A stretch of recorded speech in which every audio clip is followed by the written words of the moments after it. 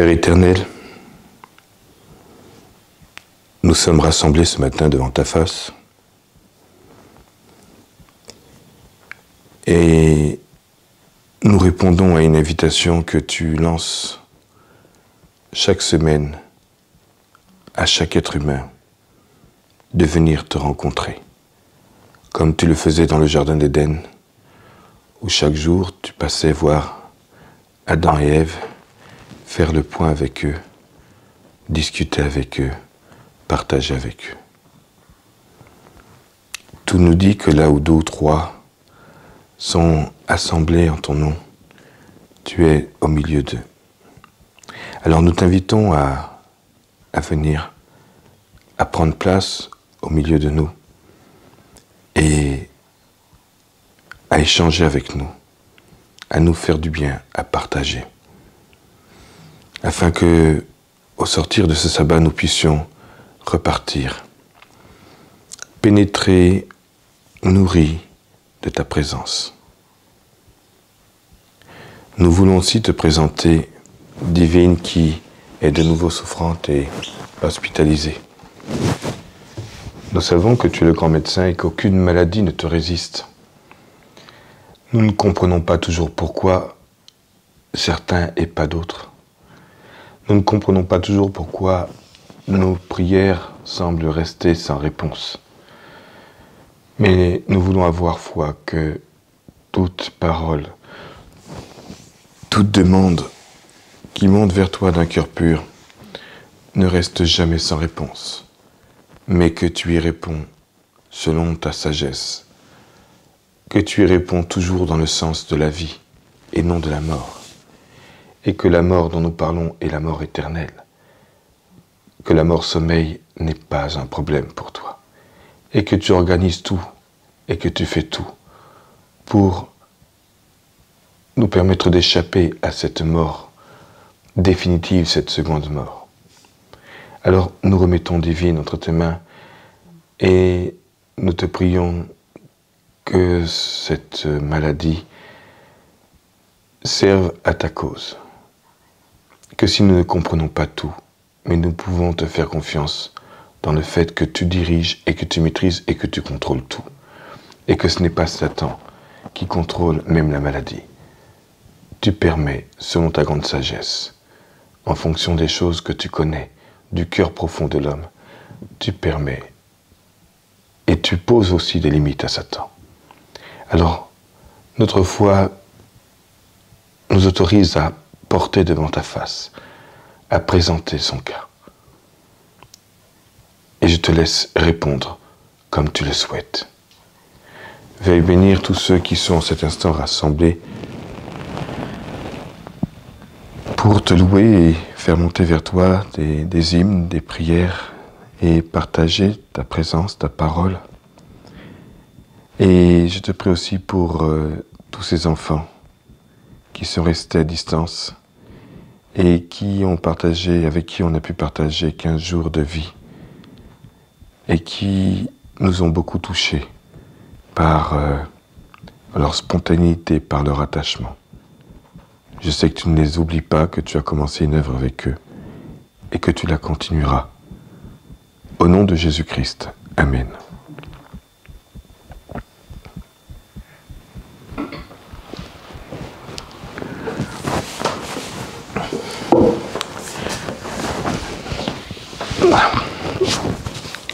Je vous invite à une réflexion peut-être particulière, centrée sur le sabbat.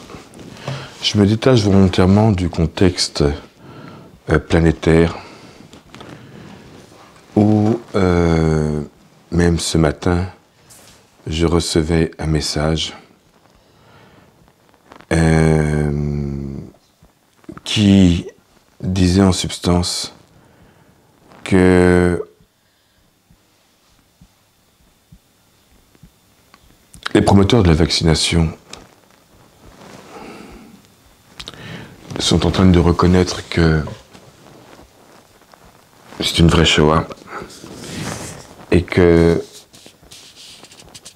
c'est une catastrophe sanitaire, non pas le virus, mais la réponse de nos virus, déjà que le virus en lui-même était une volonté de l'homme et non pas une transformation de la nature, mais qu'ils perdent le contrôle et que même la vaccination est une catastrophe sanitaire en elle et qu'il faut s'attendre à un carnage. Et je veux me détacher de ce contexte parce que si on s'arrête sur cela seulement, on partage l'angoisse des nations. Or, nous étions prévenus. Nous savions que l'angoisse des nations allait venir. Nous ne savions pas comment, mais nous étions prévenus. De la même façon que les disciples étaient prévenus qu'il y allait avoir quelque chose de très particulier, ils ne savaient pas quoi. Jésus n'avait pas détaillé. Il avait simplement dit, quand vous verrez, sachez qu'à ce moment-là, c'est le moment de fuir. Et les disciples, quand ils ont vu les armées romaines, ont identifié. Jésus n'avait pas détaillé. Ils ont identifié ce phénomène comme étant le signe que Dieu avait donné. Et ils ont fui quand les armées romaines ont desserré l'étau pour aller chercher les ordres auprès de César à Rome. Ils ont même poursuivi les armées romaines, entraînant des pertes assez conséquentes. Ils ont eu un sentiment de puissance, de victoire, et ont même pu attribuer cette victoire à leur Dieu. Mais les vrais chrétiens avaient déjà fui, laissant tout derrière eux. Et quand les armées romaines sont revenues, il n'y a pas eu de cadeau. Il y a simplement ce commentaire d'Ellen White. Aucun chrétien n'est mort dans la prise de Jérusalem. Nous étions avertis que quelque chose allait se passer, qui allait toucher la planète entière. Et maintenant que nous la voyons en réalité se mettre en place sous nos yeux, parce qu'on est au début de ce temps d'angoisse qui est organisé par Satan, qui fait perdre la tête aux êtres humains. Et beaucoup de personnes que j'avais autour de moi qui me disent « Jamais, tu m'entends bien, jamais. » Oui, mais tu comprends, si je veux pouvoir aller là ou là, je comprends, très bien. Il ne m'est pas donné de juger le débat intérieur. Je comprends une chose, c'est que la peur de la perte du pouvoir d'achat est beaucoup plus importante. De pouvoir conserver les moyens d'acheter, de vendre, de bouger est devenu une priorité. Et le Dieu qui ouvre la mer Rouge, qui ouvre le Jourdain, qui fend les rochers pour en faire sortir de l'eau, qui donne de la manne, qui protège avec la nuée, la colonne de feu, il est relayé à la fête de Noël avec le bon Papa Noël, le petit Jésus dans la crèche et les rois mages, avec la petite couronne, la fève dans les galettes. Enfin, c'est devenu presque du folklore. Au moment où, au contraire, nous devrions avoir le discernement pour voir que c'est donc bien là les choses dont Dieu avait parlé. Je ne parle pas d'un pays qui serait gouverné par un dictateur. Au niveau planétaire, tous les rois de la Terre se sont entendus pour faire régner la terreur, pour obliger les consciences, contraindre les consciences à rentrer dans un processus de soumission, pour garder le pouvoir d'achat. Et quand je dis le pouvoir d'achat, c'est même pas simplement survivre en mangeant. Pouvoir se déplacer, aller au cinéma, aller faire des courses, du shopping. On parle de choses qui ne sont même pas encore vitales. Et juste pour cet aparté, Apocalypse 18, quand la terre se réveillera et comprendra les choses, il sera certainement trop tard. Apocalypse 18, verset 1. Après cela, alors juste avant, il y avait la destitution de la prostituée et la victoire de l'agneau. verset 14, chapitre 17, verset 14, « Ils combattront l'agneau, et l'agneau les vaincra, parce qu'il est le Seigneur des seigneurs, le roi des rois, et les appelés, les élus et les fidèles qui sont avec lui les vaincront aussi. Et il me dit, les eaux que tu as vues, sur lesquelles la prostituée, on est bien dedans, est assise, ce sont des peuples, des foules, des nations et des langues. » C'est-à-dire les mêmes catégories des gens pour lesquels le message des trois anges était adressé. Toute langue, toute tribu, tout le monde devait entendre. C'est les mêmes qui sont là, sur laquelle la prostituée, la bête, a assis sa domination. Les 10 cornes que tu as vues et la bête haïront la prostituée. Donc là maintenant, les gens se trouvent bernés et ils se retournent contre la prostituée. Les 10 cornes que tu as vues et la bête haïront la prostituée, la dépouilleront et la mettront à nu, et elles mangeront ses chairs et la consumeront par le feu. Car Dieu a mis dans le cœur d'exécuter son dessein, un même dessein, et de donner leur royauté à la bête jusqu'à ce que les paroles de Dieu soient accomplies.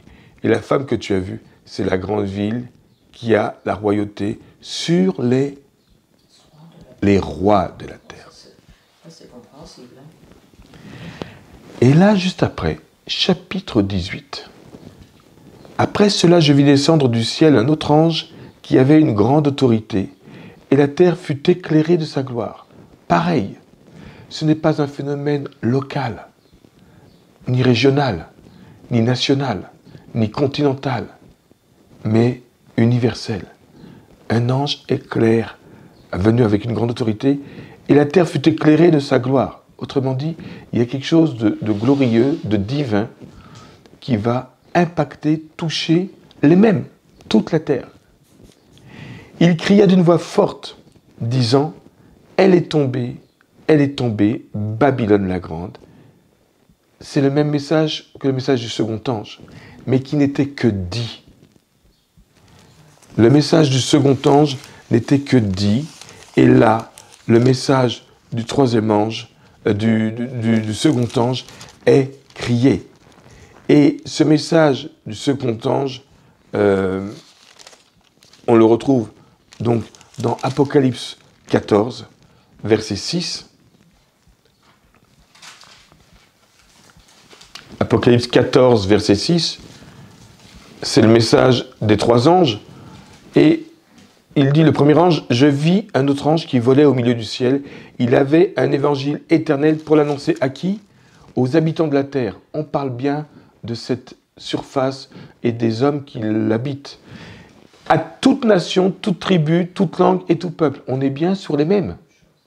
La mer sur laquelle la prostituée, les grandes eaux sur lesquelles la prostituée est assise, c'est bien les mêmes. Il disait d'une voix forte, on est d'accord, d'une voix forte, « Craignez Dieu et donnez-lui gloire, car l'heure de son jugement est venue. Et adorez celui qui a fait le ciel, la terre, la mer et les sources d'eau. » Le message du premier ange s'adresse à toute la planète, on est d'accord? Et il annonce un jugement. Et dans ce jugement tel qu'il est annoncé, qu'est-ce qu'on retrouve comme attribut? Les signes du sabbat. Le 4e commandement nous dit, dans Exode 20, on le connaît mais je vous le lis simplement, Exode 20, le 4e commandement, qui est dans Exode 20, verset 8. « Souviens-toi du jour du repos pour le sanctifier, tu travailleras 6 jours et tu feras tout ton ouvrage. Mais le 7e jour est le jour du repos de l'Éternel ton Dieu, tu ne feras aucun ouvrage. Ni toi, ni ton fils, ni ta fille, ni ton serviteur, ni ta servante, ni ton bétail, ni l'étranger qui est dans tes portes. » Et là, écoutez bien l'écho qui est fait au premier message de l'ange. « Car en 6 jours, l'Éternel a fait les cieux, la terre, la mer et tout ce qui y est contenu. Et il s'est reposé le 7e. C'est pourquoi l'Éternel a béni le jour du repos et l'a sanctifié. » Vous voyez l'écho qui est fait avec le message du premier ange. Il disait d'une voix forte, « Craignez Dieu et donnez-lui gloire, car l'heure de son jugement est venue, et adorez celui qui a fait le ciel, la terre, la mer et les sources d'eau. Là, on a déjà le sabbat comme signe distinctif des vrais adorateurs de Dieu. Le sabbat, c'est le seul commandement qui parle de l'autorité, de l'étendue de l'autorité de Dieu. Sur quoi Dieu règne-t-il? Il nous est dit, car en 6 jours l'Éternel a fait le ciel, la terre, la mer et tout ce qui est contenu. Et il s'est reposé le 7e jour. C'est pourquoi l'Éternel a béni le jour du repos et l'a sanctifié. C'est pourquoi on ne peut pas dire que le sabbat est le jour des Juifs. Parce que là, on parle de la création. Et remarquez bien que Dieu demande de se souvenir de quelque chose. Si on se souvient, c'est que quelque chose a déjà été dit, exprimé, vécu. Le sabbat n'est pas le jour des Juifs. Le sabbat est le jour de Dieu. C'est même pas le jour d'un homme ou d'une religion. C'est le jour de Dieu. Et donc, dans le second message de l'ange, regardez au verset 7, on disait, il disait d'une voix forte, le premier message. Le second message, un second ange suivi. Donc, le premier ange avait un message pour toute la terre, le second, c'est aussi pour toute la terre. Il suivit en disant, elle est tombée, Babylone, la grande, qui a abreuvé toutes les nations du vin de la fureur de sa débauche. Est-ce que ce message est crié? Ce message est simplement dit. Alors voyons tout de suite le troisième message. Il y a un troisième ange, un troisième ange les suivit en disant d'une voix. Premier, troisième message dit de façon forte. Deuxième message, la chute de Babylone est annoncée, mais ce n'est pas crié. Retournons à Apocalypse 18, le verset 2. Il criait d'une voix forte, l'ange. Elle est tombée, Babylone la grande. Exactement le message du second ange. Je vous laisse regarder. Apocalypse 14, verset 8. Un second ange suivit en disant, elle est tombée, Babylone la grande. Et là, le même message est dit, mais il est crié. Il cria d'une voix forte, disant, elle est tombée, Babylone la grande. Elle est devenue une habitation de démons, un repère de tout esprit impur, un repère de tout oiseau impur, ô Dieu. Et écoutez bien, parce que toutes les nations ont bu du vin de la fureur de sa débauche, que les rois de la terre se sont livrés avec elle à la débauche, et que les marchands de la terre, entendez par là les financiers, les marchands de la terre se sont enrichis par la puissance de son luxe. Que nous disait Apocalypse 14 ?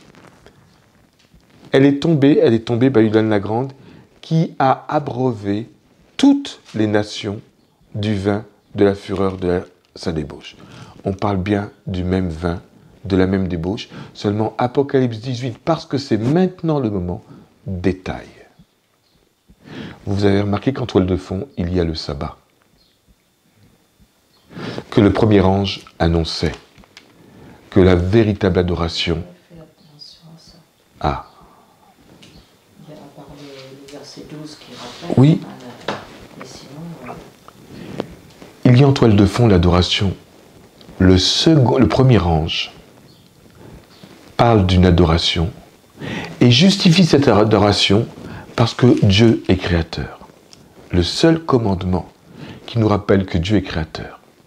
Et le seul acte gratuit, les 3 premiers commandements, ne pas adorer un autre Dieu, ne pas avoir une adoration falsifiée, les 6 autres commandements concernent les relations entre les hommes, ne pas mentir, ne pas voler, ne pas tuer, ne pas commettre l'adultère, ne pas convoiter ce qui appartient à son prochain, honorer son père et sa mère. Oui, ça régule les relations entre les hommes.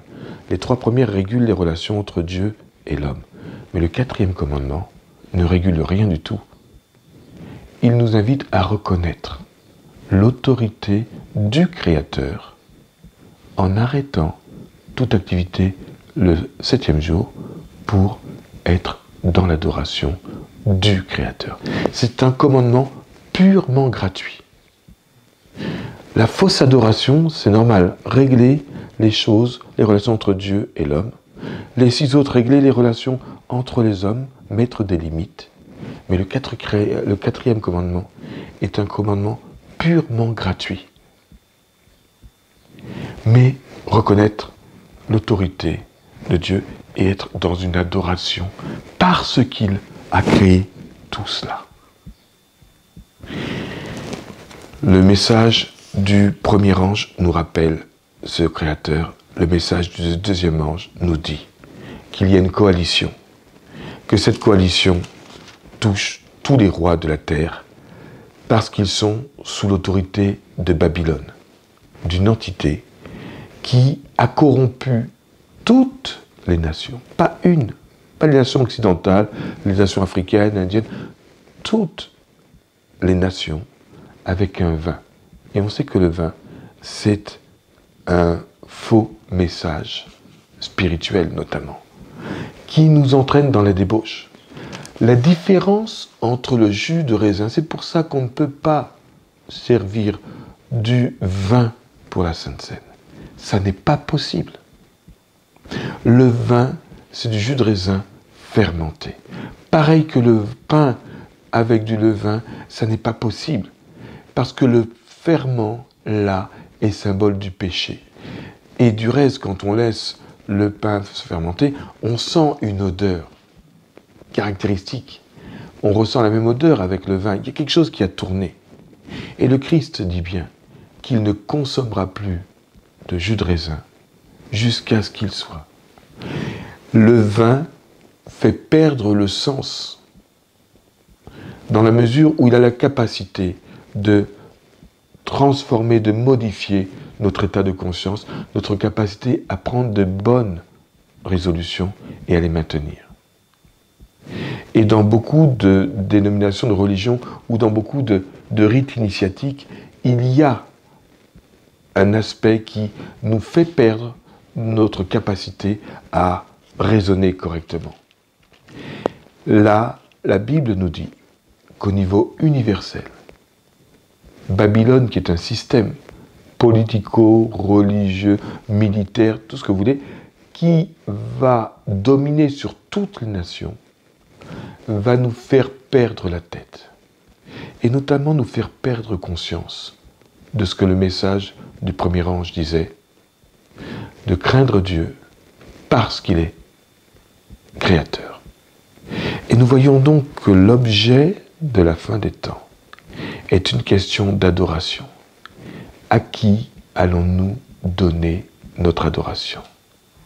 Celui qui est créateur, 4e commandement, ou la prostituée qui vient avec le premier jour de la semaine.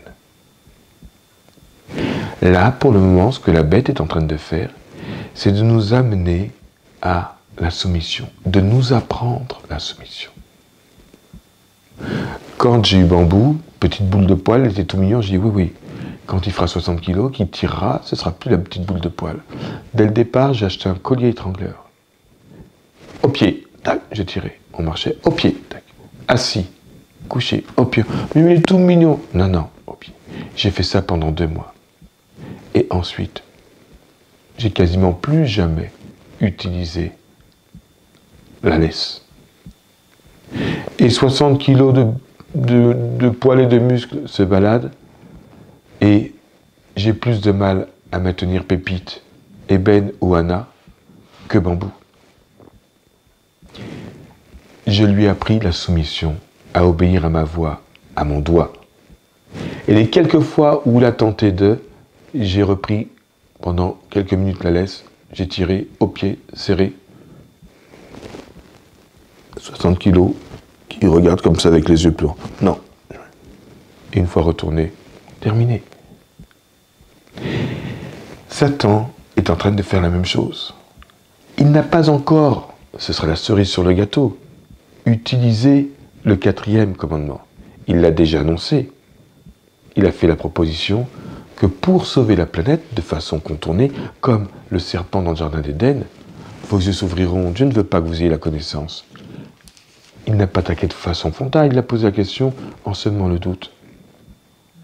Dieu a-t-il réellement dit?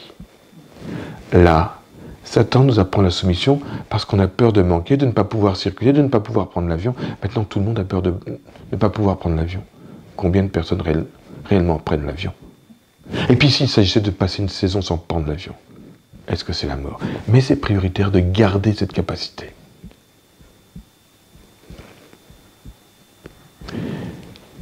La prostituée nous apprend à courber les chines et à rester tranquille quand elle s'exprime. Et du côté de Dieu, où sont les Daniel, les 3 compagnons devant la fournaise ardente ou la fosse? Où sont les Joseph? Où sont les Moïse? Où sont les Paul?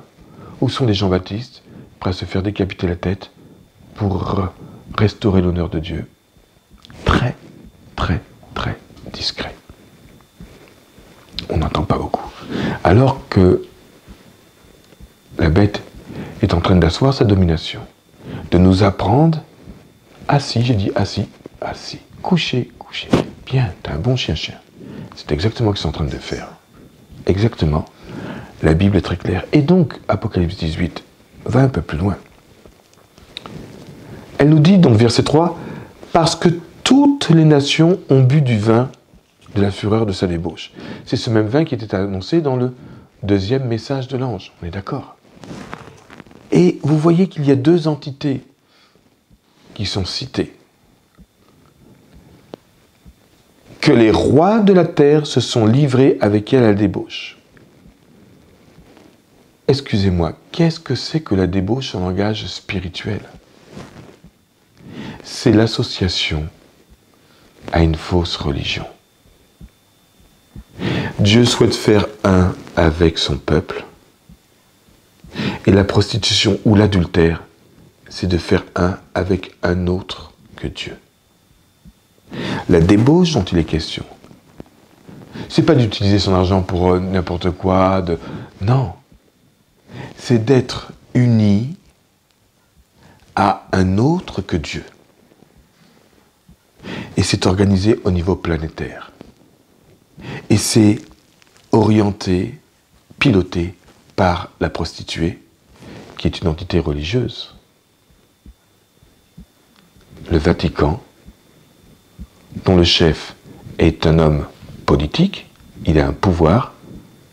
Depuis 325 après Jésus-Christ, la dotation de la terre du Vatican, c'était une entité spirituelle qui est devenue une entité qui règne sur un territoire, le plus petit État au monde, qui a la plus grande audience auprès des gouvernants de cette terre, qui est richissime.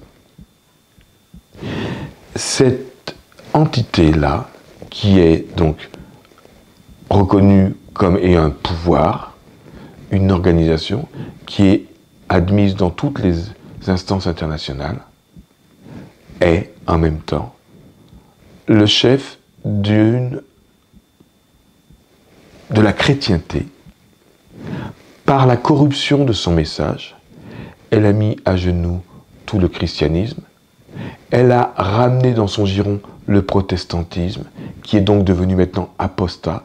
Autant pendant un temps le protestantisme pouvait être l'outil que Dieu utilisait pour rappeler aux hommes qu'ils s'étaient égarés, et le retour aux sources, sola scriptura, la parole seule, l'écriture seule, et non plus les traditions des hommes.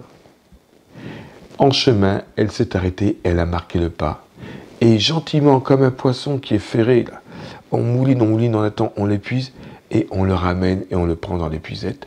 Maintenant, le protestantisme est retourné dans le giron de Rome, notamment depuis 2017, entre autres, mais déjà en 1999, avec ce retournement de la papauté qui reconnaissait que le salut n'était plus par les œuvres, mais par la grâce. C'était quelque chose qui était signé avec le protestantisme.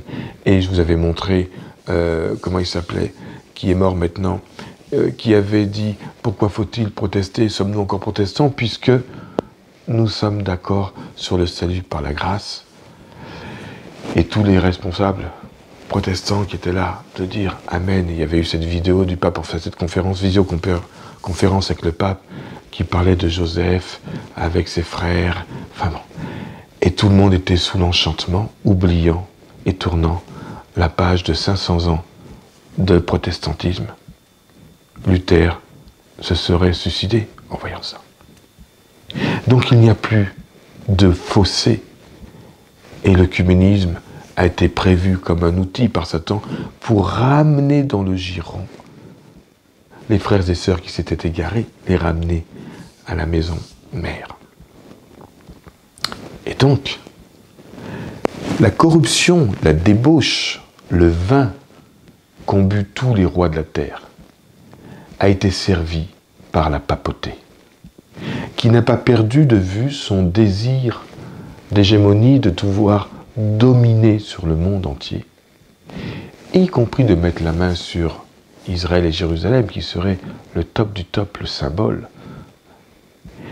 Et donc les rois de la terre ont bu, première entité qui est citée, donc tout ce qui est autorité politique, économique, politique, militaire, enfin voilà.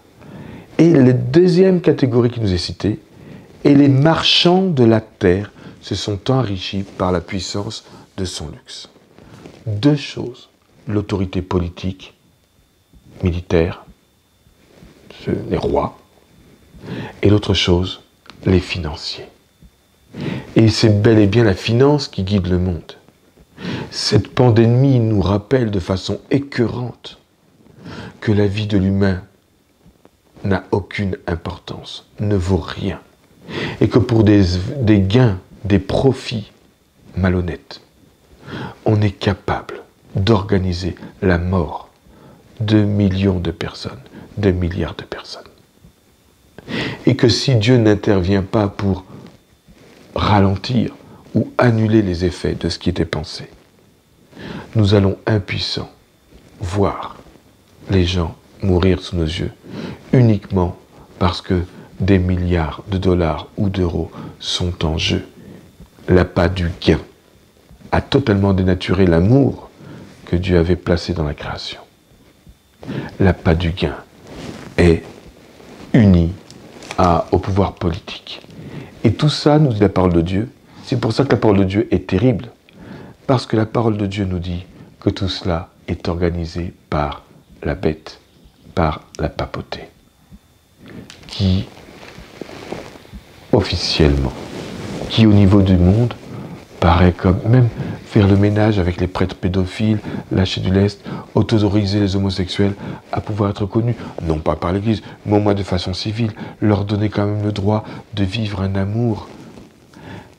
La papauté, c'est elle qui tient les ficelles, selon la parole de Dieu. Mais à quel moment les gens s'en rendent compte? Si nous continuons, le verset 5 d'Apocalypse 18,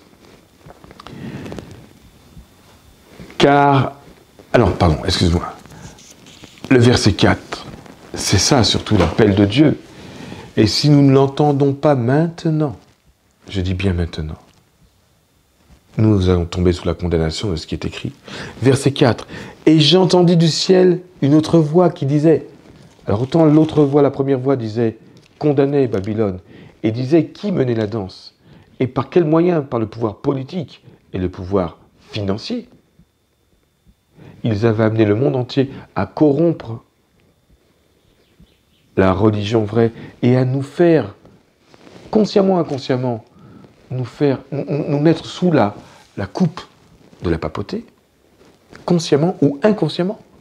Maintenant, un autre cri vient du ciel pour contrebalancer ce message de vérité qui dénonce, comme un peu Judas au repas, le dernier repas. Dieu lâche. Pendant 3 ans et demi, il a toléré cet intrus. Et il lâche. Et il pointe du doigt. Là, Dieu pointe du doigt et dit qui est en train de mener la danse, mais il lance un appel. Et cet appel, il nous faut l'entendre. Et j'entendis du ciel une autre voix qui disait « Sortez du milieu d'elle, mon peuple, afin que vous ne participiez point à ses péchés, et que vous n'ayez point part à ses fléaux, car ses péchés se sont accumulés jusqu'au ciel, et Dieu s'est souvenu de ses iniquités. » Vous souvenez-vous d'un moment où Dieu, quand il s'exprime concernant les affaires de la terre, va même se déplacer pour faire un constat avant de châtier, et il va parler de choses qui montent de la terre jusqu'à ses oreilles et qui le dérangent. Ce sont les péchés de Sodome et Gomorrhe. Ce sont les péchés de Sodome et Gomorrhe. Et quand Dieu parle de Sodome et Gomorrhe, il y a le bruit qui monte jusqu'à ses oreilles et qui fait que Sodome et Gomorrhe sont en abomination. Il descend pour voir si ce qui est dit là, si ce qui est dit est réel. Et malheureusement, ça l'est. Et à ce moment-là, il décide, avant de châtier, d'envoyer 2 témoins pour qu'il puisse constater que ce qu'il a entendu est vrai. Est-ce que vous croyez que Dieu avait besoin de descendre pour ce... On est d'accord. Dieu n'avait pas besoin de descendre. Mais Dieu va quand même faire une chose. C'est que il va, pour les hommes, parce que lui là-haut il sait, faire passer ces 2 anges, ces 2 témoins. Et quand ces 2 témoins vont, malgré la négociation qu'Abraham a eue avec Dieu pour sauver son neveu Lot, qui avait pris la plus belle part, il envoie 2 témoins pour que les témoins oculaires humains comprennent la pensée de Dieu quand Dieu va intervenir. Et il va dire, à travers ces 2 témoins, qui vont passer du plus petit jusqu'au plus âgé, toute la ville est là pour contraindre ces 2 hommes à avoir des pratiques sexuelles. Lot propose ses 2 filles, si vous voulez du sexe, prenez mes 2 filles qui sont vierges. Il ne donne même pas des femmes qui ont déjà servi. Non, vierges. Mais épargnées. Et c'est en cela que Dieu est autorisé, malgré la voie que Lot avait suivie, à intervenir parce que Lot a proposé quelque chose de juste, enfin, pour sauver 2 justes, 2 innocents. Il a proposé ce qu'il avait de plus précieux, ses 2 filles. Dieu a proposé ce qu'il avait de plus précieux, son fils. Dieu a proposé ce qu'il avait de plus précieux, son fils, pour sauver les humains. C'est terrible. Qu'est-ce que Lot, il allait proposer sa femme, mais elle avait déjà servi, excusez-moi, dans ce contexte barbare. J'ai 2 vierges, mes 2 filles, les 2 seules qui restent accrochées à moi. Je consens à vous les offrir, mais ne touchez pas à ces 2 hommes qui, à l'évidence, avaient des traits de caractère, des traits physiques qui dénotaient, qui contrastaient avec les habitants de Sodome et Gomorrhe. Et même dans la bassesse dans laquelle Lot était tombé en restant à Sodome, en laissant ses enfants vivre dans ce contexte, Lot a quand même reconnu que ces 2 personnes-là ne méritaient pas. Alors, il donne une fille pour chaque vie. Il dit, prenez-les, mais ne touchez pas à ce qui est sacré. Il a reconnu qu'ils étaient animés et porteurs de quelque chose de divin. Ils ne pouvaient pas faire plus. Et ils lui ont refusé ça. Ils lui ont même dit, mais qui es-tu pour être juge? Et donc, Dieu, parce qu'il y a eu ce témoignage de Lot, peut déclencher quelque chose qui n'est pas de la première mort, qui est de la seconde mort, quand le soufre et le feu sont mélangés, sont associés. C'est un jugement c'est le même jugement pour la seconde mort. Les temps de soufre et de feu. Et la dernière chose qui va être engloutie, c'est le péché et Satan. Le soufre et le feu, c'est une mort éternelle. Dieu ne pouvait pas déclencher avant l'heure une mort éternelle pour une catégorie de personnes sans qu'il n'y ait eu un jugement divin qui ne puisse pas être contesté. Les 24 vieillards ont jugé. Mais là, par anticipation, Dieu a jugé.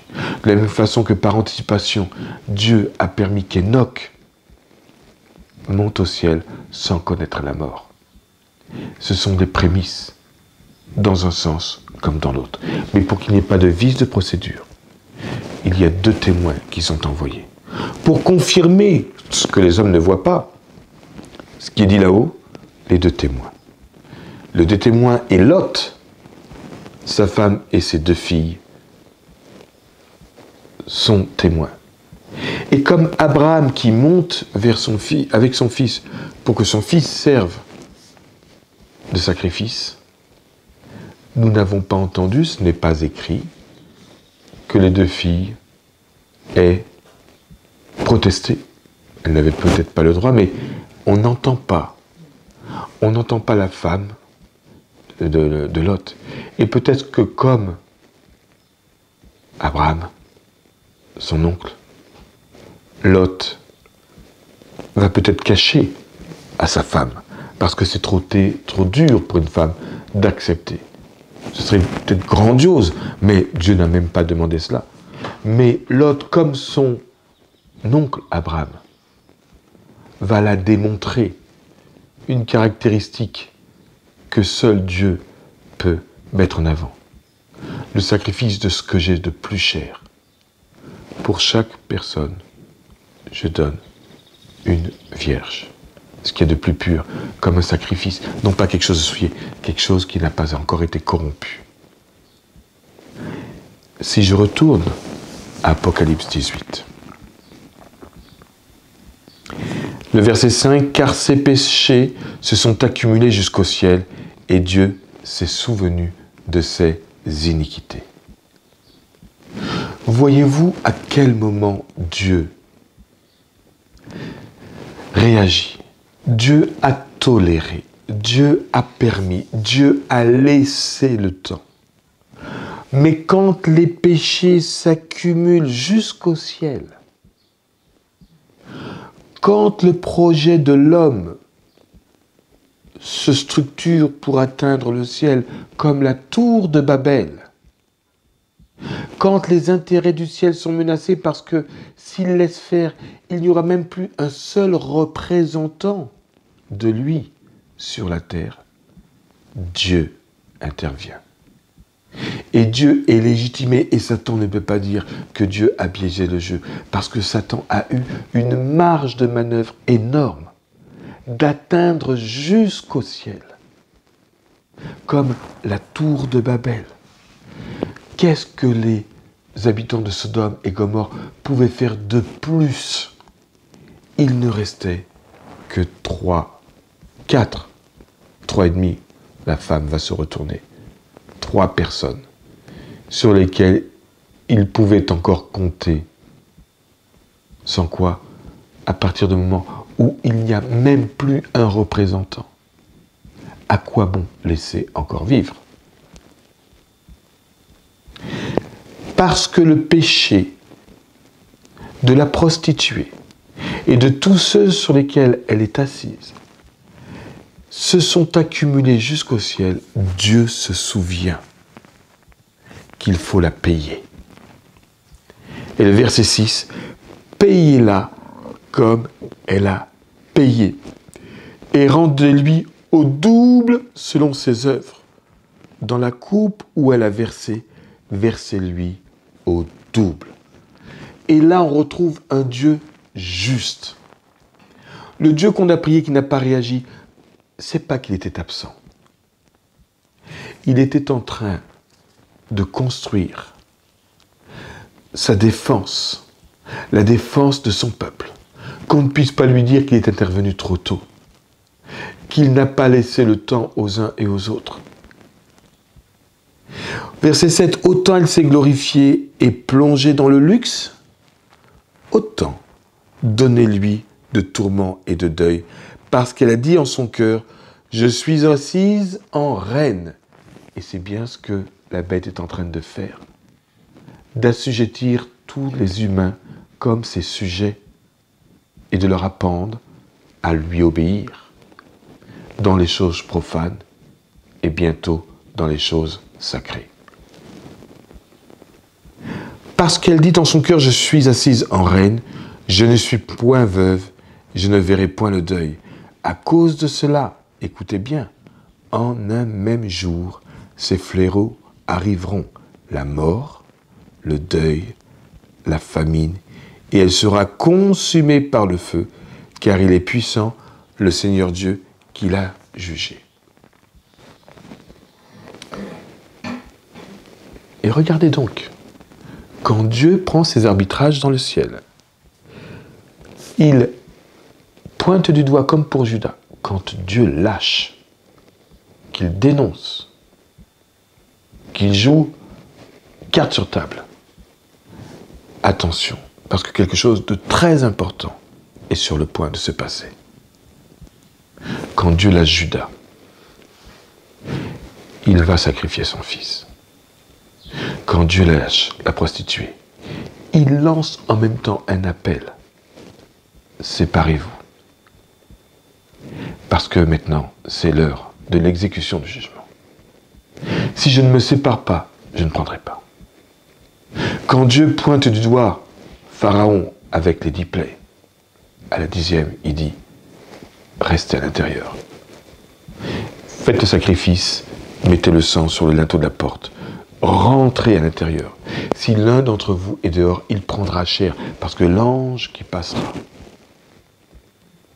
ne pourra pas faire la distinction. Seuls ceux qui sont à l'intérieur, couverts par le sang, sont protégés. Toute personne qui sera dehors prendra pareil. Nous sommes à l'heure de la séparation. La Bible est très claire. La Bible est très claire. Sortez du milieu d'elle, mon peuple. C'est le message lancé à Lot. Sors. Il va y avoir des sacrifices. Il y en a qui vont rester à l'intérieur. Mes enfants, mes brus, mes gendres, tous mes serviteurs. Lot était quelqu'un de reconnu, de nanti. Tout va rester là. On ne pourra rien épargner. Et là, on rejoint les propos du Seigneur. Ne travaillez pas pour ce qui se consume, ce qui est atteint par la rouille. Non. Là où est votre trésor, là aussi est votre cœur. Est-ce que notre cœur est en Jésus-Christ? Nous allons entendre le message de séparation. Si mon trésor se trouve dans les biens de la terre, je vais vouloir conserver mon pouvoir d'achat. Alors, je vais faire le funeste choix de, tu comprends, ça n'est pas encore le sabbat. Bien, je t'attends le jour du sabbat. Il y a de fortes chances que si j'ai appris à obéir, même sur des choses qui moralement n'étaient pas acceptables, mais parce que ce n'était pas le sabbat, alors soyez soumis aux autorités, je l'ai été. Alors, quand l'autorité dira, bah écoute, là maintenant, est-ce que tu auras les ressources pour résister? Je ne suis pas sûr. En tout cas, la Bible dit, séparez-vous. Sors du milieu. Ce n'est donc pas la bête qui va faire quelque chose pour nous exclure. C'est nous qui devons nous séparer, et c'est un acte qui va être visible. Nous prenons un risque de contrarier la bête. Je veux peut-être conclure cette première partie qui n'était qu'une aparté, excusez-moi. Je veux juste vous faire comprendre le verset 9. Quand ça se passe, parce que là, il faut que les masques tombent, la bête, eh oui, et tous les rois de la terre qui se sont livrés avec elle à la débauche, au luxe, pleureront et se lamenteront à cause d'elle. Quand Dieu met à mal le système, c'est la petite pierre qui se décroche de Daniel. Où est-ce que la petite pierre frappe la statue? À la tête, comme Goliath? Où? Les pieds, c'est qui? C'est la petite bête, c'est la petite corne, c'est la bête, c'est Rome. Païenne qui est devenue Rome, comment dirais-je, chrétienne, enfin religieuse. C'est au niveau de Rome que Dieu frappe. Cette entité, ce quatrième empire, qui n'avait rien à voir avec les autres qui étaient des animaux, qu'on pouvait le léopard, l'aigle, machin. Mais là, un monstre. Ce monstre, depuis Jésus, ne va jamais disparaître. Il va gagner en pouvoir, en puissance. Ce sont les Romains qui ont crucifié le Christ. C'était sous domination romaine et les Juifs ont dû demander l'autorisation à Rome pour exécuter une sentence. Cette puissance ne va jamais disparaître. Elle va muer, se transformer. Elle va acquérir du pouvoir, de la puissance, de l'autorité. Elle va être mortellement blessée grâce à la France. Mais elle va s'en remettre et tout le monde va être dans l'adoration, dans l'admiration. Ce n'est pas ce que l'on voit. Et l'un des grands chantres de cette admiration, c'était Jean-Paul II. Il y a eu Benoît XVI et maintenant le pape François qui a repris le bâton de Jean-Paul II, Benoît XVI ayant servi à mettre à terre les puissances arabes qui avaient les moyens avec les pétrodollars de dire « nous on n'est pas obligé de rentrer dans la logique du monde ». Pendant 8 ans, ils ont organisé le printemps arabe où toutes les dictatures et les monarchies arabes, et maintenant on n'entend plus parler, et le pape François a repris le bâton de pèlerin de ce pape rassembleur ouvert, sauf que maintenant c'est un jésuite qui maîtrise très bien l'art de dominer, puisque c'était l'armée du Vatican, c'est elle qui pilotait en douce, en toute discrétion, les projets de la papauté. Maintenant, elle ne se cache même plus. On voit bien qu'on est là passé dans une offensive de la bête. Et il ne fallait pas moins que cela pour contraindre les humains à rentrer dans une logique. Nous sommes dans une dictature, et cette dictature suppose qu'il y ait une armée. L'armée est là. L'armée est opérationnelle et elle organise le pouvoir de tous les rois de la terre pour qu'ils correspondent aux visées de la papauté. Et que nous dit-on? C'est que tous les rois de la terre qui se sont livrés avec elle à la débauche et au luxe pleureront et se lamenteront à cause d'elle quand ils verront la fumée de son embrasement. Il va donc y avoir un crash, quelque chose qui va percuter la papauté et tout le système qu'elle avait mis en place, et va faire en sorte que tous les rois de la terre qui avaient des intérêts directs vont tout perdre. Mais ça va plus loin. Se tenant éloignés dans la crainte de son tourment, ils diront « Malheur, malheur, la grande ville Babylone, la ville puissante. En une seule heure est venu ton jugement. » Toute petite image. Un krach boursier, un phénomène d'ampleur internationale peut aller très vite. Nous savons qu'une demi-heure de silence dans le ciel correspond à 7 jours. 1 heure, 15 jours. Je n'en fais pas une prophétie, mon langage biblique. 1 heure, c'est quelque chose de court. Et en langage prophétique, c'est 15 jours. On peut garder ça dans nos oreilles, dans notre tête, mais en 15 jours, regardez le cours du pétrole qui s'écroule, le cours des actions qui s'écroulent, tout le monde est paralysé. Gardons ça dans un coin de notre esprit, mais la Bible précise en 1 heure. Et regardez, la première composante, comme c'était dit, les rois de la terre et les marchands. La deuxième composante rentre en lice. Verset 11, et les marchands de la terre, donc tout le système bancaire financier, toute la bulle spéculative, et les marchands de la terre pleurent et sont dans le deuil à cause d'elle, parce que personne n'achète plus leur cargaison. Et on va détailler tout le commerce qui était fait derrière notre dos. C'est des versets 12 à 14. Allons directement au verset 15. Les marchands de ces choses qui se sont enrichis par elles se tiendront éloignés dans la crainte de son tourment. Ils pleureront et seront de le deuil et diront, pareil que pour les rois, malheur, malheur, la grande ville qui était vêtue de fin lin, de pourpre et d'écarlate. Donc là, on identifie bien la papauté. Elle dit qu'elle était reine. Elle a bien les attributs de la papauté, de la royauté, le fin lin, le pourpre, l'écarlate, et parée de perles, et parée d'or, de pierres précieuses et de perles. En une seule heure, tant de richesses ont été détruites. Encore une fois, le côté rapide, bref, de la catastrophe, qui surprend tout le monde, une seule heure.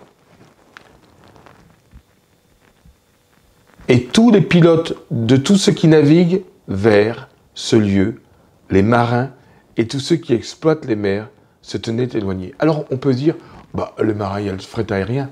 La plupart des choses qui sont transportées sont par la mer. Des grands conteneurs. Et là, quand il avait bloqué le détroit, là, c'était et tout était bloqué. On n'arrivait plus à avoir de produits. On attendait que ce soit débloqué. Les super tankers qui font 400 mètres de long, il avait 22 000 conteneurs. C'est énorme. Et tous les jours, toutes les nuits, ça passe, ça circule. Beaucoup plus que par le fret aérien. La Bible parle de cela en parlant des pilotes des navires. Et eux aussi, ils s'écriaient en voyant, verset 18, la fumée de son embrasement. Quelle ville était semblable à la grande ville? Ils jetaient de la poussière sur leur tête et pleuraient. Ils étaient dans le deuil et criaient et disaient « Malheur, malheur, la grande ville où se sont enrichis par son opulence tous ceux qui ont des navires sur la mer, en une seule heure est détruite. » Je ne veux pas terminer sur une note négative, mais voyez bien que les deux entités qui sont démasquées comme étant unies, associées de plein gré au projet de la bête, parce qu'ils en ont retiré un pouvoir d'achat, quelque chose qui les a attirés, qui les a fait grandir. Les deux entités, ce sont les rois, dans tout ce qui est politique, diplomatie, tout ce qui est... Voilà. Et l'autre entité, c'est la finance. N'est-ce pas ceux qui commandent la terre aujourd'hui? À croire que Dieu avait peut-être vu ces choses. Mais je voudrais qu'on reste quand même sur le verset 20, pas terminer sur une note négative. Ciel! Un message qui n'est plus vis-à-vis de la terre, pour la terre, mais pour le ciel. Dieu envoie un message aux habitants du ciel. Ciel, réjouis-toi sur elle. Alors que tout le monde pleure sur la terre, dans le ciel, il y a de la réjouissance. Réjouis-toi sur elle. Et vous, saints, les apôtres, les prophètes, réjouissez-vous aussi. Waouh!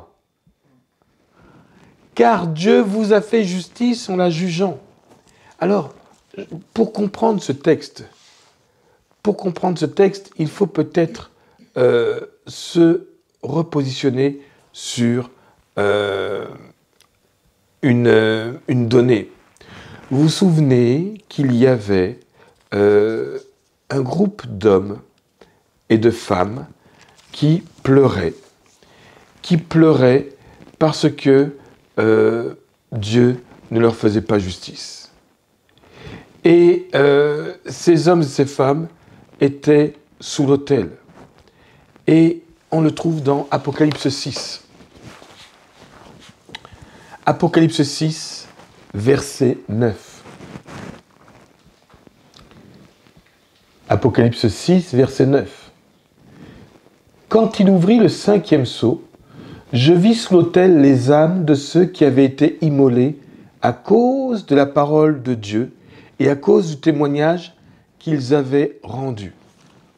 On est bien d'accord que dans ce qu'on lisait, ceux qui doivent se réjouir, ce sont les saints, les apôtres et les prophètes.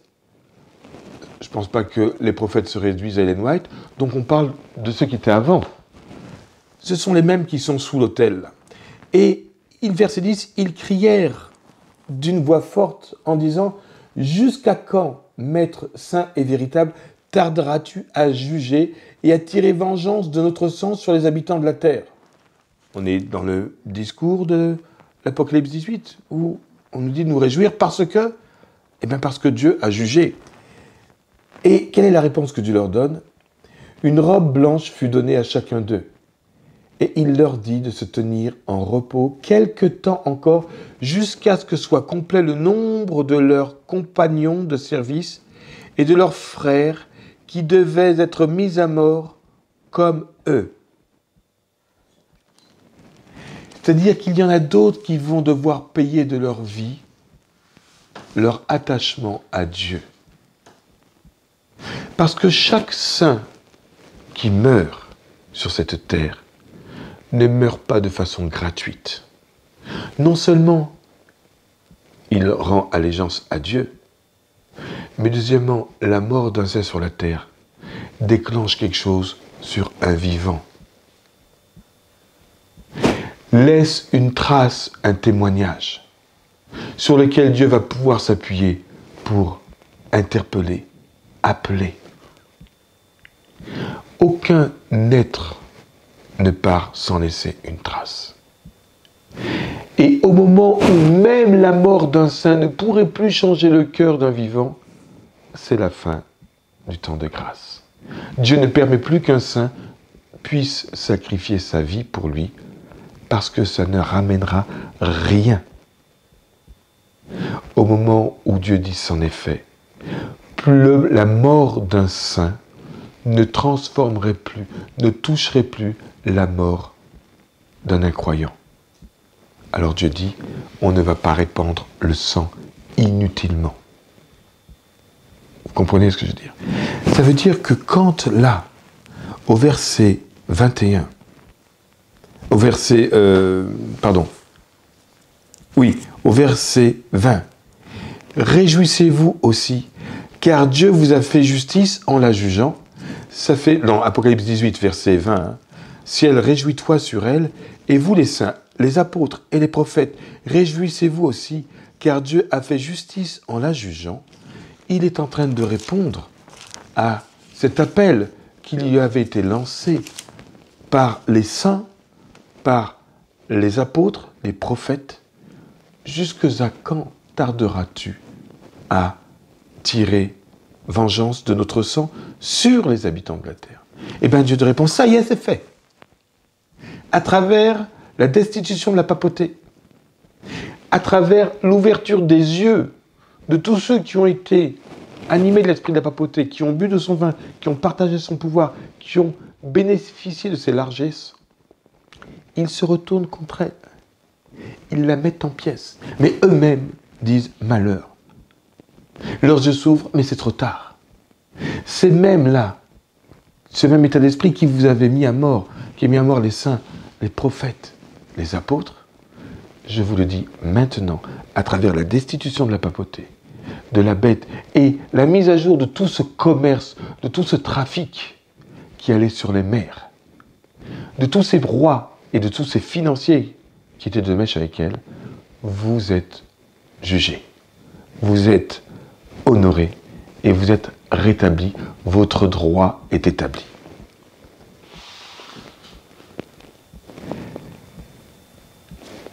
Je m'arrête là pour cet aparté. Je m'arrête là pour cet aparté et je voudrais vous dire que si nous n'entendons pas aujourd'hui l'impérieuse nécessité d'être distincts, oui, avec le sabbat, parce que vous avez vu que l'adoration que le premier ange demande, c'est la distinction, l'honneur rendu à Dieu, parce qu'il est créateur, et ça met en phase le 4e commandement. Mais il y a aussi une autre chose, c'est que il y a un troisième message. Le troisième message est explicite et nous concerne. Apocalypse 14, verset 9.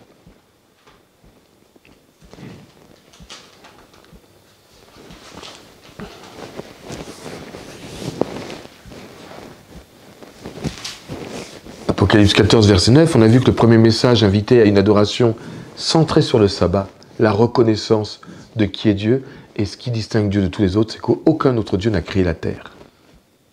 Il demande une adoration, il demande un comportement, il demande des sacrifices. Pourquoi? Alors qu'ils n'ont pas été capables de créer la terre. Dieu dit, pourquoi il faut l'adorer? Parce qu'il est le seul à avoir créé tout ce dont nous bénéficions. Les autres nous demandent une soumission, mais qu'est-ce qu'ils ont fait pour nous? Dieu dit pourquoi, dans le premier message. Dans le second message, Dieu dénonce Babylone, il le dit, mais c'est repris dans Apocalypse 18, au moment opportun, c'est crié. Là, c'est criant. Là, c'est criant. Au troisième message, verset 9, et un troisième ange les suivit en disant, cette fois d'une voix forte, donc c'était d'actualité au moment où c'était dit, si quelqu'un adore la bête et son image et reçoit une marque sur son front ou sur sa main, il boira lui aussi du vin. C'est le même vin qu'on a vu en Apocalypse 18. C'est le même vin qu'on a vu dans le second message. Il y a une question d'adoration à la fin des temps. Tous les êtres humains, et c'est là le piège. On peut dire je ne suis pas religieux, blablabla. Par le fait de fonctionner avec la bête et sur les critères que la bête a définis, tu deviens adorateur, que tu le veuilles ou non. Et Dieu dit, si quelqu'un adore la bête et son image, et reçoit une marque sur son front ou sur sa main, il boira lui aussi du vin de la fureur de Dieu, versé sans mélange dans la coupe de sa colère, et il sera tourmenté dans le feu et on retrouve, vous voyez, le feu de soufre, c'est un jugement définitif, c'est la seconde mort, devant les saints anges et devant l'agneau. Et la fumée de leur tourment monte au siècle des siècles, et ils n'ont de repos ni jour ni nuit, ceux qui adorent la bête et son image, et quiconque reçoit la marque de son nom. Et le verset 12, c'est ici la persévérance des saints, qui gardent les commandements de Dieu et la foi de Jésus. On retrouve les commandements du premier message. On peut isoler au moins le quatrième commandement, qui définit la véritable adoration. L'adoration, ce n'est pas un ensemble de comportements, une réponse à des injonctions d'une institution quelle qu'elle soit. Dieu dit pourquoi et qui il faut adorer. Celui qui a créé. Est-ce que la papauté a créé? Est-ce que Bouddha a créé?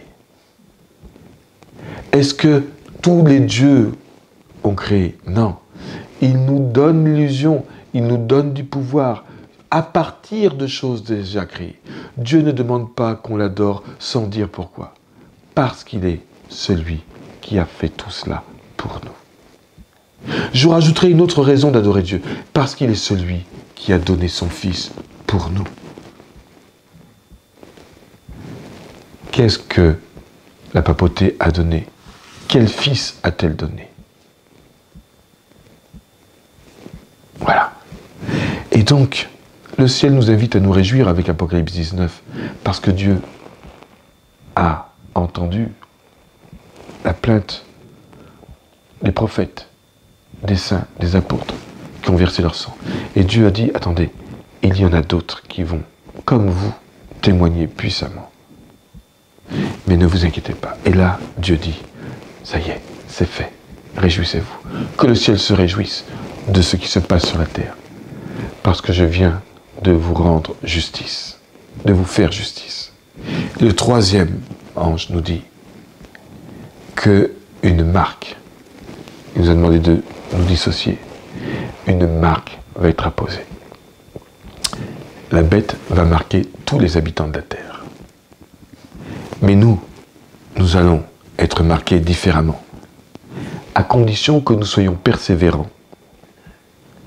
Et sur la base de l'observation de tous les commandements Mais ça ne suffit pas. On peut être légaliste et aussi avoir la foi de Jésus.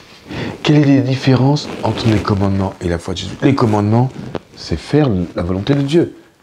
Les pharisiens faisaient les commandements. Tous les commandements.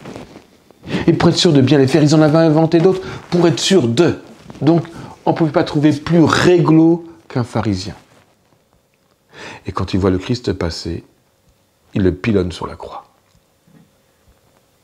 Qu'est-ce que donc que la foi de Jésus avait?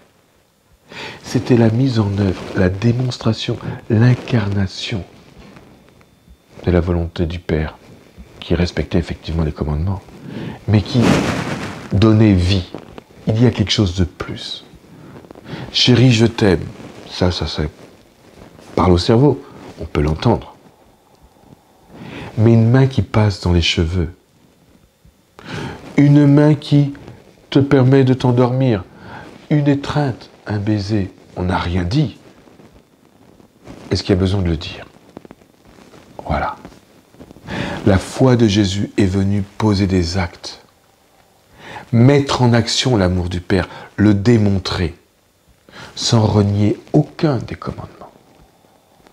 Nous avons même dans l'Église des gens qui sont pharisiens, qui sur le trait de lettre, le iota, sont au point. Ils sont desséchés, il n'y a pas de sève. On sent à leur contact, non pas on se sent bien, on sent qu'on est païen, il y a un esprit accusateur, jugeant, et on ne se sent pas bien en leur présence. Mais quand ils ouvrent la bouche, même avec la parole de Dieu, l'esprit de prophétie, ils sont irréprochables. Mais bon sang, ce qu'il y a, ça manque d'amour. Les pharisiens étaient les professionnels du commandement. Le Christ les a traités de sépulcres blanchis. Ça sentait la mort, leur religion. Alors, en cette fin des temps où Dieu nous appelle à nous séparer, sur la base d'un commandement, des 10 commandements, et avec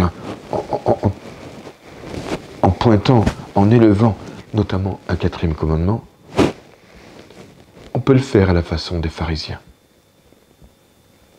Ben, quand on le fait à la façon des pharisiens, on rejoint le clan de ceux qui sont sous l'emprise de la bête. On peut prêcher les 2300 soirs et matins, parler de la dîme et des offrandes, parler de la mission sanitaire, de tout ce que l'on veut, à la façon des pharisiens. Cela ne sauve aucune âme, cela enchaîne une âme. À la fin des temps dans lesquels nous sommes, sans renier les commandements, où sont ceux qui ont la foi de Jésus? Quand le Christ passe, les gens sentent quelque chose. Ils sont prêts à ne pas manger pendant 3 jours pour boire les paroles qui viennent du ciel. Est-ce qu'à d'autres contacts, on a le sentiment de partager un petit bout d'éternité? Est-ce qu'à notre contact, on a le sentiment que Dieu est descendu là et qu'il parle à nos cœurs? Est-ce qu'à notre contact, on a le sentiment, comme Jésus, quand il rencontre les 2 disciples qui s'éloignaient de Jérusalem, totalement dépités, ne comprenant plus rien à ce qu'ils ont vécu pendant 3 ans et demi avec le Christ? Est-ce que quand ils croisent le Christ, ils l'entendent parler? Est-ce que leur cœur reste sec? Simplement leur esprit est en ébullition? Non. Il se passe quelque chose dans leur cœur. Le Christ est en train de faire du salut spirituel, de la réanimation spirituelle. Ils ont les concepts, ils ont tous les outils, ils ne sont pas capables de faire les liens. Il reprend depuis la Genèse. Il explique tout ce qui le concernait. Il leur permet de faire les liens. Il réanime leur foi qui s'était desséchée. Réanimons-nous la foi de nos frères et sœurs ou de ceux qui ont eu une instruction religieuse mais qui est inerte. À moins que nous ne soyons animés de la foi de Dieu, de Jésus, les commandements ne nous servent à rien. Les commandements ne serviront pas les intérêts de Dieu, ne sauveront personne, enchaîneront les gens à des obligations, mais ne leur redonneront pas vie. Nous sommes normalement là pour redonner vie au message, pour réanimer, pour ranimer la flamme, et non pas pour l'étouffer avec les commandements. Et je prie Dieu que nous prenions conscience que si actuellement nous ne voyons pas que le cri du ciel s'est sorti du milieu de mon peuple, et ce cri s'adresse aussi à l'Église adventiste qui, même avec le sabbat, enchaîne, étouffe, éteint la petite flamme. Si nous ne nous rendons pas compte que nous avons beaucoup plus à démontrer avec notre façon d'être, que nous sommes des Bibles ouvertes, que l'Évangile n'est pas quelque chose de stérile, mais c'est quelque chose de vivant, qui se partage, qui contamine, alors nous sommes en dehors du plan de Dieu. Et nous sommes donc sous la domination de la bête. Il n'y a pas 3 camps. Ceux qui disent j'attends, je vais voir, je n'ai pas choisi. Non, il y a 2 camps. La bête, la grande masse, les eaux, avec les rois de la terre et les financiers qui verrouillent le système, d'où ils ne pourront plus ni acheter ni vendre. Eh oui. Et puis il y a ceux qui disent gloire à Dieu seul, avec cette adoration parce qu'il est le Créateur, qui rappelle le 4e commandement, et puis qui accepte d'être pourchassé, d'être méprisé, même par nos propres frères et sœurs, et qui accepte de ne pas baser leur vie sur le pouvoir d'achat. Si j'accepte de ne plus avoir les moyens d'acheter ou de vendre, alors quelle emprise la bête a-t-elle sur moi?